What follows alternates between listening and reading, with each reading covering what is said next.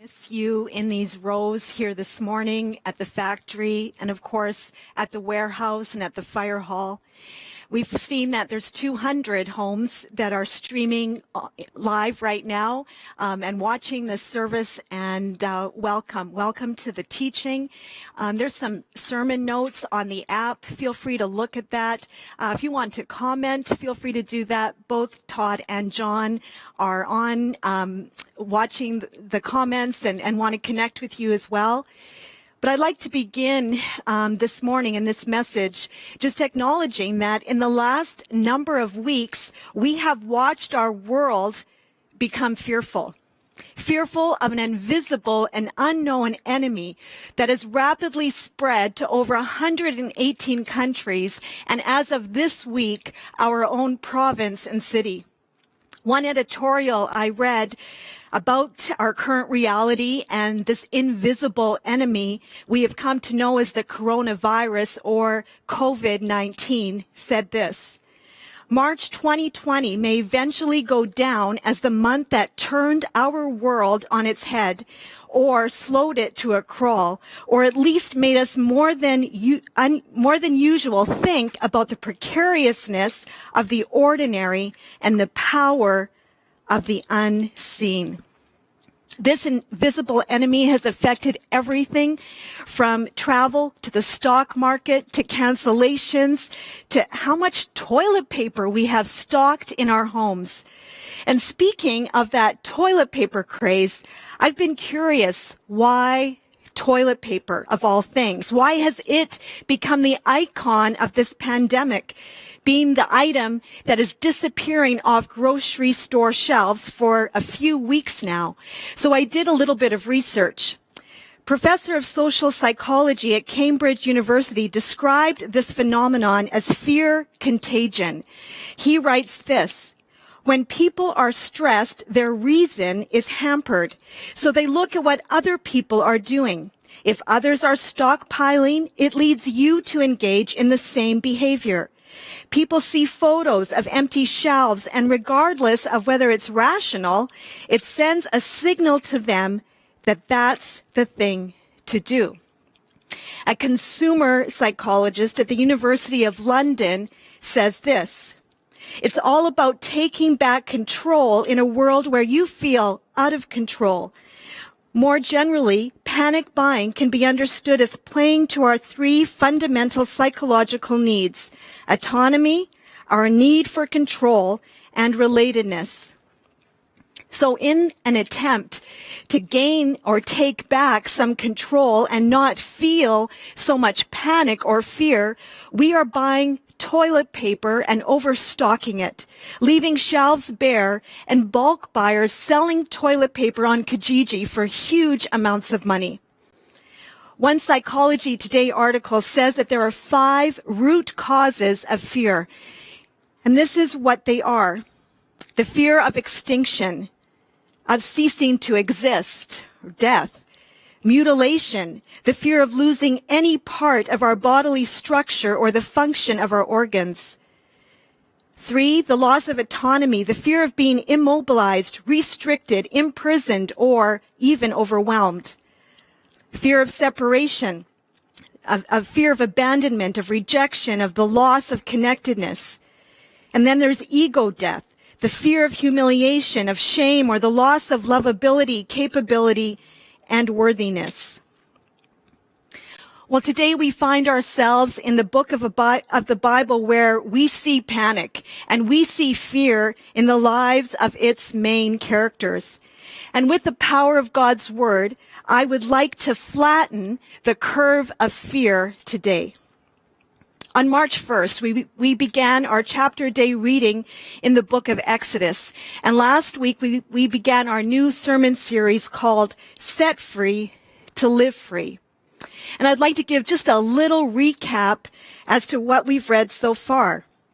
As we've opened Exodus, the second book of the Bible, we've discovered that the Jewish people, then called the Israelites, were an oppressed people group in the country of Egypt that was led by a brutal dictator and king called the Pharaoh.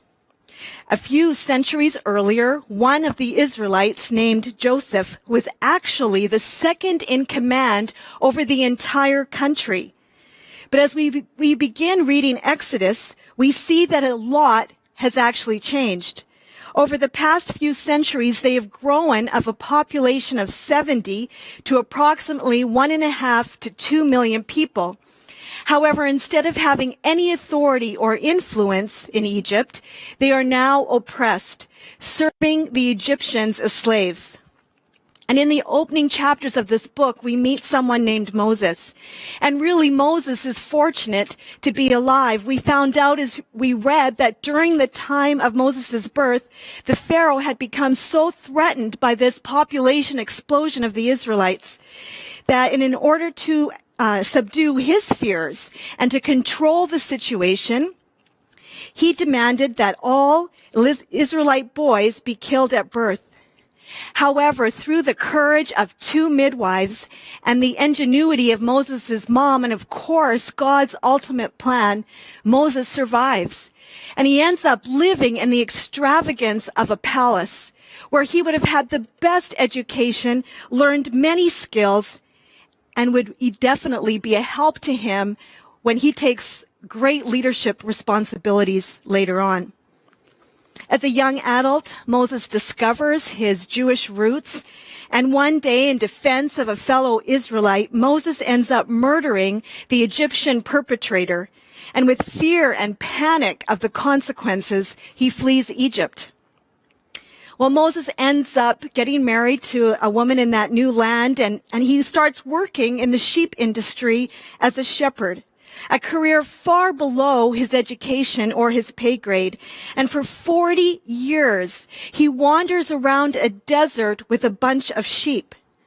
But one day, in miraculous fashion, God calls Moses to a new line of work. He wants him to now lead a bunch of people, his fellow Israelites, to lead them out of a place of oppression to a place of freedom. But it's going to require a lot of courage for Moses, and he's going to need to confront that very intimidating Pharaoh. At first, Moses is afraid. His insecurities rise up to the surface.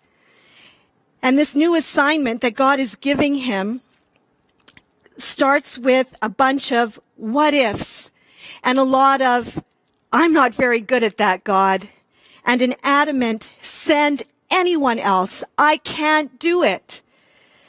But fortunately, God's promises flatten the curve of fear in Moses, and we find him with his brother and partner Aaron in chapter 7 making their request to the powerful Pharaoh to let the Israelite people leave Egypt. But just as God predicted, time after time, Pharaoh refuses Moses and Aaron's request to let the people go. And after each stubborn turn down, God sends a plague.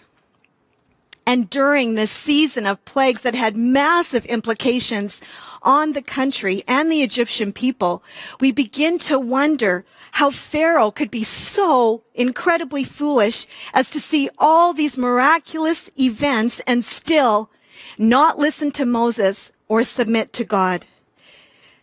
But Pharaoh must have been a man with his mind already made up long before the plagues even began.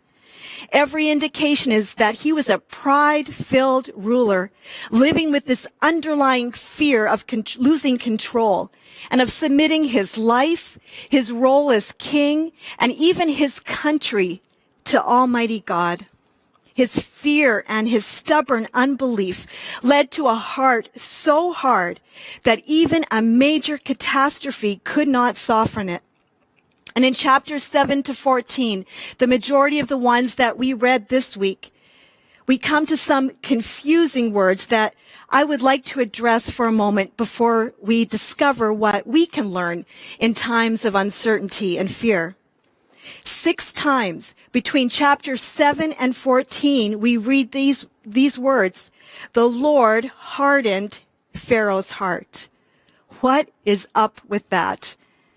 God hardening a person's heart? I thought it was all about God softening people's hearts. But let's remember that the Israelites had experienced terrible abuse and oppression from the Egyptian regime for 400 years. And in Moses' lifetime, they experienced the genocide of Israelite baby boys. We read in chapter 2 of Exodus, verse 23, these words: "The Israelites continued to groan under their burden of slavery. They cried out for help, and their cry rose up to God. God heard their groaning, and he remembered his covenant promise to Abraham, Isaac, and Jacob. He looked down on the people of Israel, and he knew it was time to act." Now, this Pharaoh is given a great opportunity to change the trajectory of the Israelite people, even of his own life and his own group of people. But he continually refuses. One Bible commentator wrote this, explaining God's hardening of Pharaoh's heart. God gave Pharaoh many opportunities to heed Moses' warning. But finally, God seemed to say, "All right, Pharaoh, have it your way."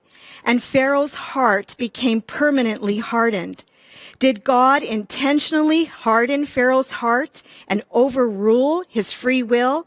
No, he simply confirmed that Pharaoh freely chose a life of resisting God. And plague after plague, Pharaoh is warned.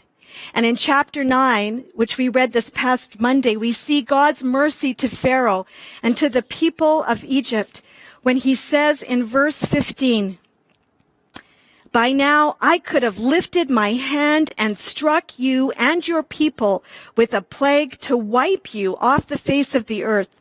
But I have spared you for a purpose, to show you my power and to spread my fame throughout the earth."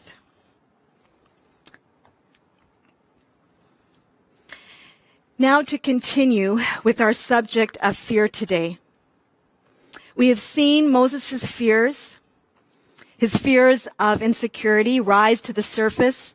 We have seen Pharaoh's fears and how it ends up in trying to maintain control. But how about the Israelites themselves? How are they doing? We see this as we head over to chapter 13 and 14. The ultimate catastrophe has occurred. The firstborn of every Egyptian has died, including Pharaoh's son. And finally, his heart does seem to soften, and he allows the people to leave Egypt. They're free at last. They have freedom from abuse and oppression. They are free to be independent, free to worship, free to build a life according to their values, free to create. They are set free to live free from fear. But for how long will that curve of fear remain flattened for them? It would appear not too long at all. Moses receives some very strange instructions from God after they leave Egypt. Chapter 14, verse 2 says, "Order the Israelites to turn back and camp at Pi-hahiroth between Migdol and the sea." I can just imagine what must have been going on through Moses and the Israelites' minds in that very moment. Turn back? Turn back towards our oppressors? Are you kidding me? Well, God goes on to say, "Look, I have planned this in order to display my glory through Pharaoh and his whole army. After this, the Egyptians will know that I am the Lord." Well, okay, God, that sounds like a pretty good reason. And verse 4 tells us that the Israelites camped there just as they were told to do. But when their former brutal dictator, the one to be feared, changes his mind and chases after them along with his vast army, we read this in chapter 14. As Pharaoh approached, the people of Israel looked up and they panicked when they saw the Egyptians overtaking them. They cried out to the Lord, and they said to Moses, "Why did you bring us out here to die in the wilderness? Weren't there enough graves for us in Egypt? What have you done to us? Why did you make us leave Egypt? Didn't we tell you this would happen while we were still in Egypt? We said, 'Leave us alone. Let us be slaves to the Egyptians.' It's better to be a slave in Egypt than a corpse in the wilderness." They have become so fearful that their reasoning became hampered. And they actually begin to believe that living a life as a slave would be much better than where they are today. Well, what does Moses say to their angry outburst? He tells them, "Don't be afraid." How ridiculous that must have sounded to those Israelites. The enemy chasing them was not unknown. They were well aware of his strength and his rage, and although they left Egypt boldly, we read that they were raising their fists in defiance. The reality of their own weakness in this very moment, as a massive group of fleeing citizens on foot and unarmed with little children and elderly parents, was overwhelmingly terrifying. They were facing the slaughter of their families before their very eyes. There was no human escape. They were penned in, their enemy behind and the Red Sea in front of them. And Moses says, "Don't be afraid," as if it's a choice in that very moment. What fears are chasing you today? Fear of the coronavirus, what this pandemic might mean for your plans, your workplace, for our economy, or our stability as a city or a country. Maybe it's not even the coronavirus causing you fear today, but the fear of those medical test results that you're waiting for, or fear whether your marriage will survive the crisis your family is facing, or fear of rejection from your friends at school, or fear of whether you'll ever get married, or fear of whether you'll have a child, fear of losing your job, fear of losing your spouse, fear of the choices that your teenagers are making, fear of what life will look like in the future. Well, Moses gives a solution to flatten the curve of fear for the Israelites. And I believe that this solution will flatten our fears today. He says in Exodus 14:13-14, "Don't be afraid. Just stand still and watch the Lord rescue you today. The Egyptians you see today will never be seen again. The Lord himself will fight for you. Just stay calm." You know, that verse and those words remind me of Psalm 46:10 that says, "Be still and know that I am God." It reminds me of Isaiah 30:15, "In quietness and confidence is your strength."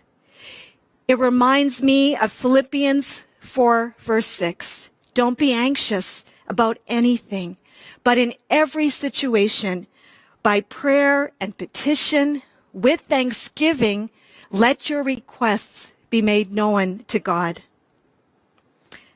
When Ruth Bell Graham suffered acute anxiety over her rebellious sons, the Lord brought a very powerful truth to her, one that she later wrote about, saying this: "We mothers must take care of the possible and trust God for the impossible. We are to love, affirm, encourage, teach, listen, and care for the physical needs of the family. We cannot convict of sin, create hunger and thirst after God, or convert. These are miracles, and miracles are not in our department." Whether we are fearful today about COVID-19 pandemic or another situation, when we're facing impossible circumstances, when we're trapped on the shores of the Red Sea of fear, we must choose to trust God. Let's consider this. While there were many good reasons for being afraid, Moses knew that there were even better reasons for remaining confident in who they were following. They had an ally who they saw turn sticks into snakes and water into blood. They had an ally who sent hail and grasshoppers and a bunch of other plagues upon their oppressors, and the land of the Nile had been devastated by these plagues. They had an ally who accompanied them as a pillar of cloud by day and a pillar of fire by night. And that ally was saying, get up, get a grip on yourself, reel in these destructive runaway emotions, bring yourself under control, work your way from fear to faith, and trust me, I'm going to take care of this. I am with you, and I'm going to fight for you. You know, one of the most dramatic stories in missionary history occurred in the early 1950s when nearly 1,000 missionary personnel with the China Inland Mission were trapped in China following the takeover of the Communist Party in 1949. And the mission organization ordered a total evacuation in January 1951. And one missionary couple named Arthur and Wilda Matthews applied for their exit visas on January the 3rd. Their living conditions had already deteriorated by the day, and after many days had passed, they were still waiting for their request to be approved. And meanwhile, citizens were being executed every day. And from her kitchen, Wilda could hear the shots. And the strains of that grew absolutely unbearable. Arthur wrote this to his parents. The imagination is what jumps around into all sorts of places it ought to keep out of. He was told at last that his wife and child could leave if he would secretly work for the communists. Well, Arthur refused, and day after day, he was summoned and he was grilled. Day after day, he said goodbye to Wilda, wondering if he would ever see her or their child again. And finally, Arthur bluntly told the authorities, I'm not a Judas.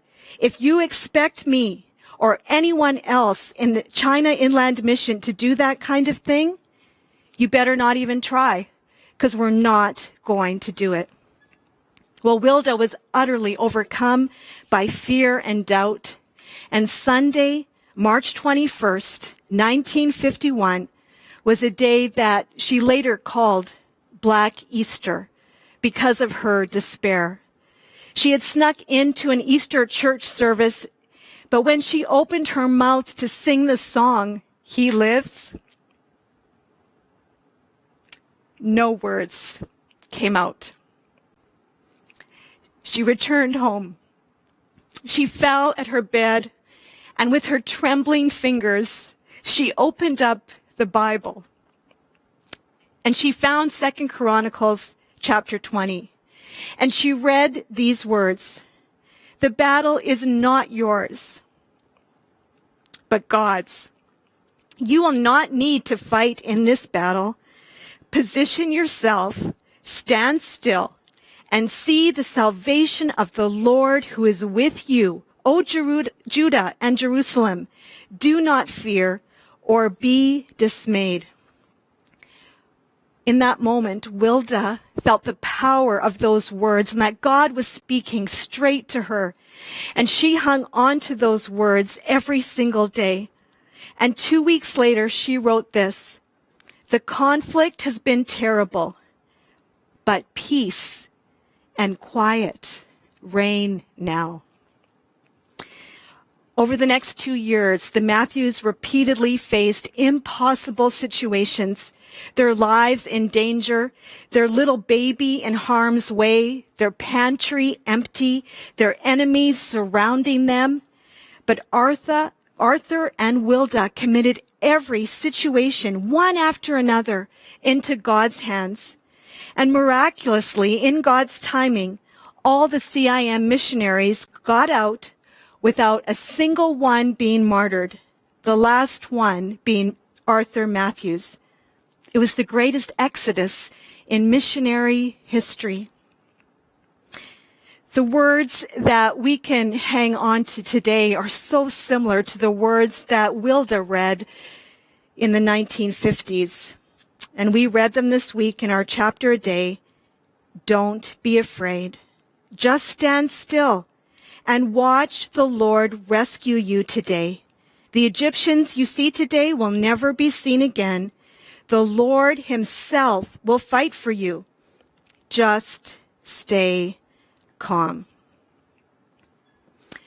On the shores of the Red Sea, choosing faith over fear, Exodus 14:29 recaps the miracle that happened that day.